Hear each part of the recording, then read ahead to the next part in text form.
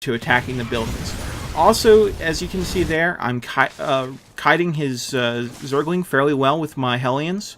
And in fact, you're going to see his numbers continuing to drop because he's not really paying enough attention to his Zergling.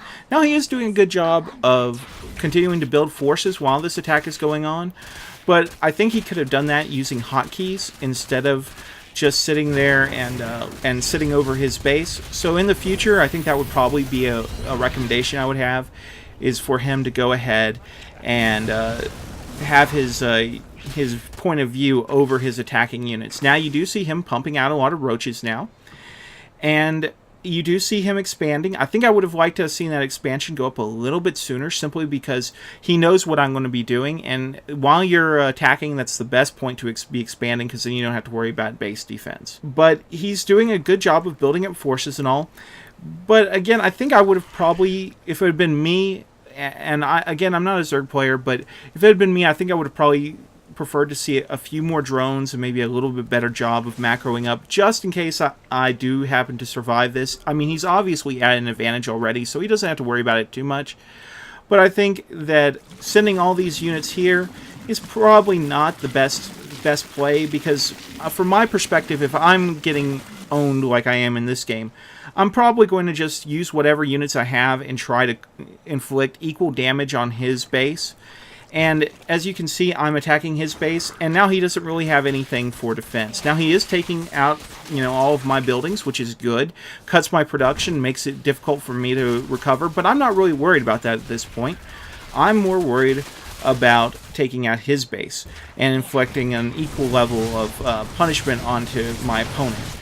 And so by having all of these units here, it really doesn't help him with defending this base, and I think that was a little bit of a mistake. You can see him moving his drones and his queen over to where my main used to be, which does not thrill me. And you do see him on the minimap right here. He is scouting to make sure that I don't have a third base here, which is a very good play.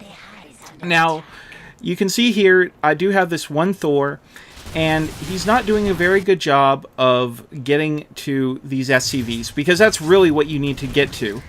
But now he's coming with the Baneling, and you're going to see they're kind of mismicroed for a while, but then he is able to get them off, and really that's the end of that.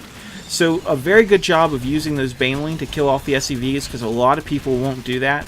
And in a second, I'm going to GG because, well, I'm dead and all my forces are gone, and there's not really much I can do. So, like I said, this was a very dominating game by Miso, and I really liked what he did. He was very offensive. I think that a lot of Zerg players make the mistake of not being offensive enough, and it's something where I think that he does a very good job of keeping me off balance. And I mean, that's really, when you're going against any opponent, whether it be Terran or whatever race you are, keeping your opponent off balance and making it so that they can't effectively engage their economy and get their production going and all of that.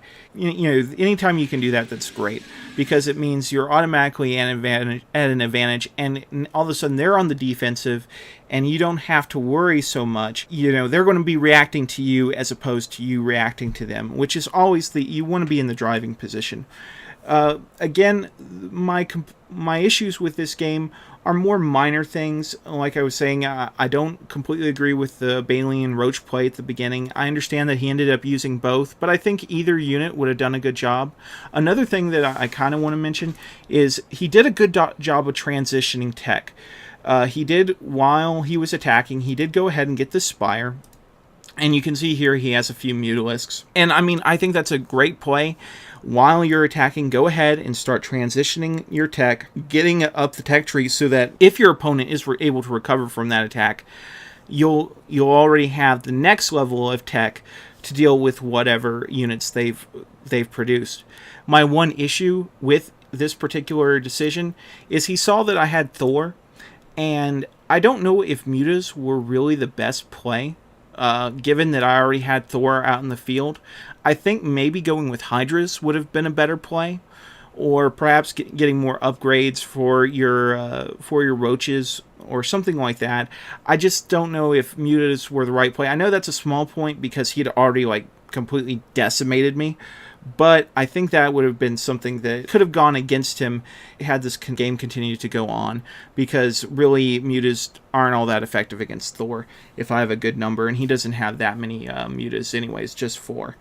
The other thing that I was going to point out that I noticed in this game is his money throughout the game, and we're going to go back just a little bit, and you're going to see he's got 1,400 minerals, 700 gas. Now, I don't know if he's saving that for using for the mutas later, but I think that it's, and you can see him getting some upgrades, which are, you know, always great. You know, if you can get those upgrades while you're attacking, it's just something that while you're on the offensive, you can already have those upgrades going on.